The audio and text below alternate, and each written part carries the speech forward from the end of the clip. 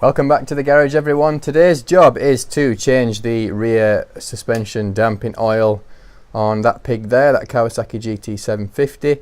Over here, in a slightly separate job, Kieran's refurbishing the calipers, giving it a good try on his Versus. So that's what we're up to today. Okay, so first thing to do is get your bike on the centre stand. That's done. That's done. Kieran, do you have a centre stand? Yeah, of course I do. I've just decided not to use it. Oh, that's a shame. Kieran's not got a centre stand.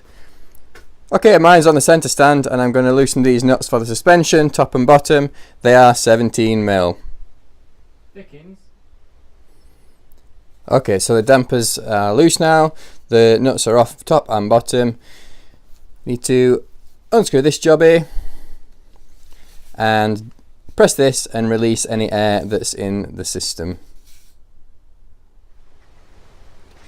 Now we've removed the nuts and the air from the suspension, it should just pull off to the side there, like that. Little tip, any washers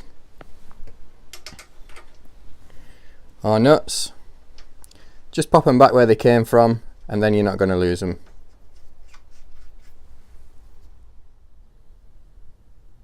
Over on the right side of the bike now, it's just the same process. Remove the nuts, top and the bottom, and pull the suspension off this way. We're up top now, everything's free.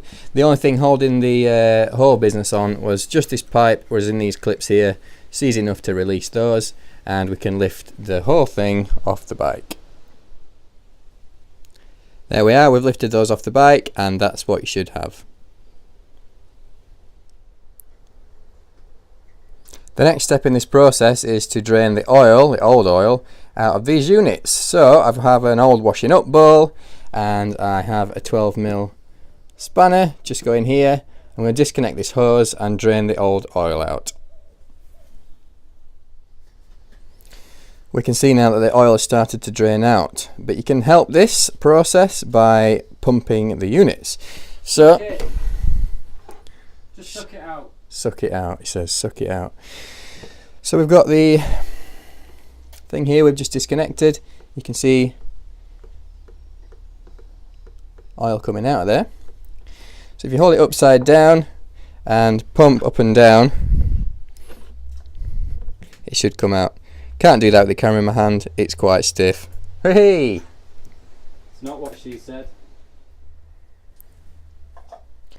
Over to this one now. I'm going to remove this hose completely, and it's slightly smaller nut on this side, it's 10mm.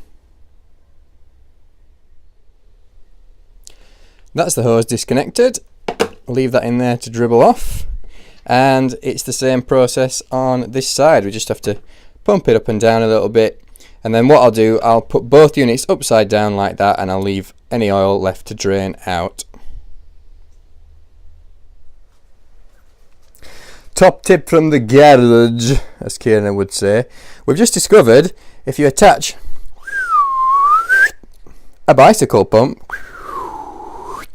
to this thing and then pump the bicycle pump,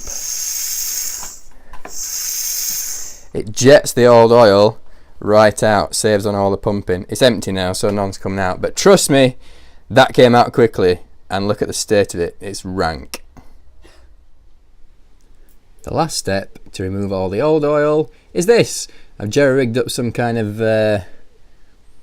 little piece of string, little suspension jobber, using my best Boy Scouts knots. And I'm just going to leave those there to drip for a while.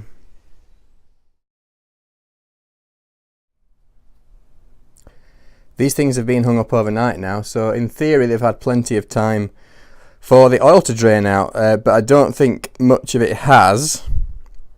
I wasn't happy with the amount of oil that came out, so I have one of these crazy little vacuum pumps, and I have attached it to the connector for the hose, and I've created some vacuum, and it is actually sucking quite a lot of oil out, so I guess there was still a lot of oil left in there, and this has been worth doing. That was Kieran's crazy idea. He said, suck it out. I think he was joking, but it turns out he was right all along. But let's not tell him. Boom. I'm happy that we've got all the old oil out of the dampers, and there should be about 800 mil in there. We got out 620 mil, I think that is, of this horrible black gunk. So I think this job has been neglected for some time, and who knows when the last time it got done is. So I think this is a job worth doing. I'm going to move on to filling up the damper units with oil now, and to do that I've put the first damper carefully upright in a vise.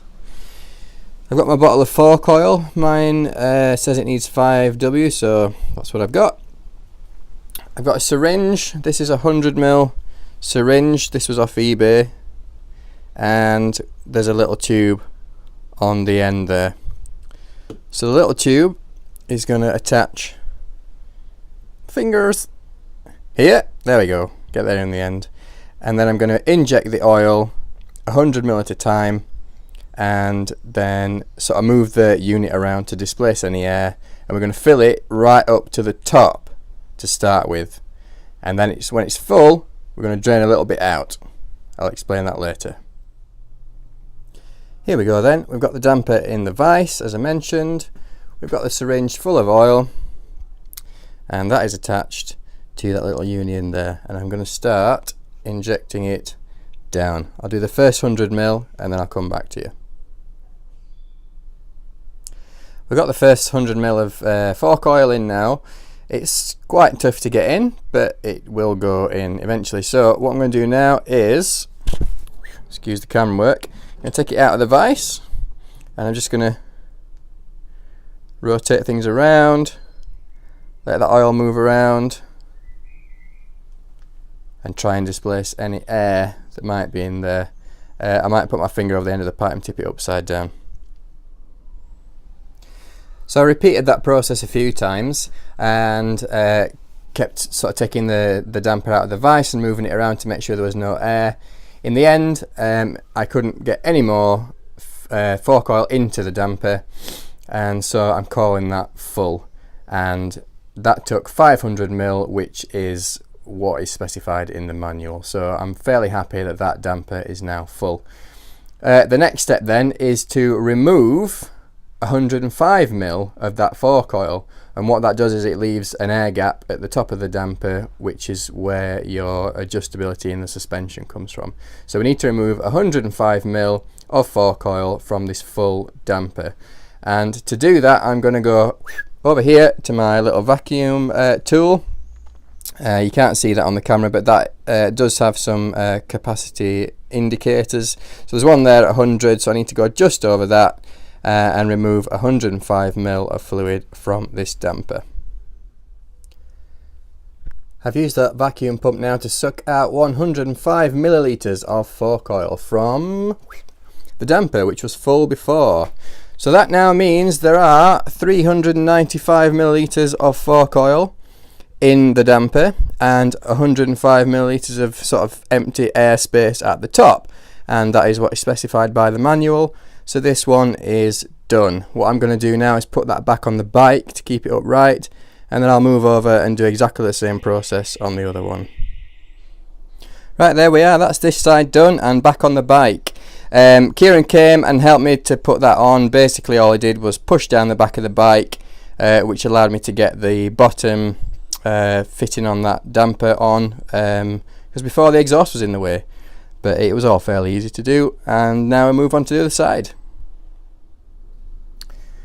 Right, I just left you having fitted this damper onto the right side of the bike, and moving on to the one for the left side of the bike. Now it's a little bit different.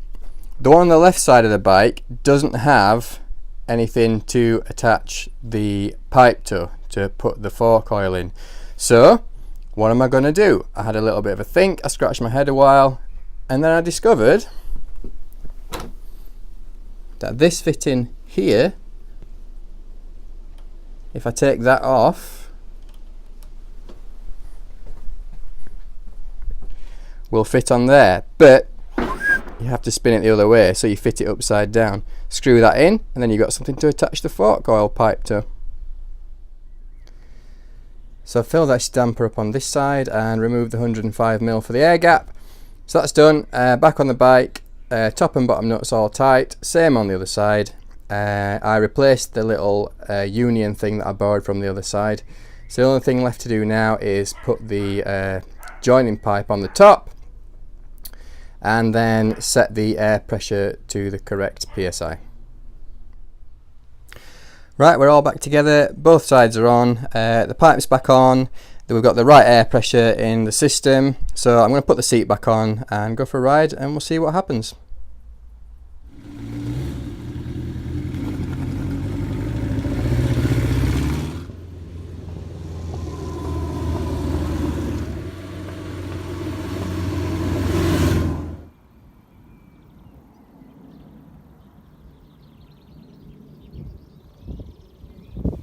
I've been for a little ride now, and the question you're all asking is, does it feel any different? I can hear, does it feel any different? The answer is not at all. No, it feels exactly the same as it did before. So I get to wondering, have I been wasting my time completely? The answer is maybe. From a maintenance point of view, I think it's probably worth doing. You remember the horrible crap that came out of there before, and getting rid of that can only be a good thing. So hopefully this video has been helpful for you. Maybe you might have a go at your bike too. If you do, let us know how you get on. Remember to like, comment and subscribe, and we'll see you next time.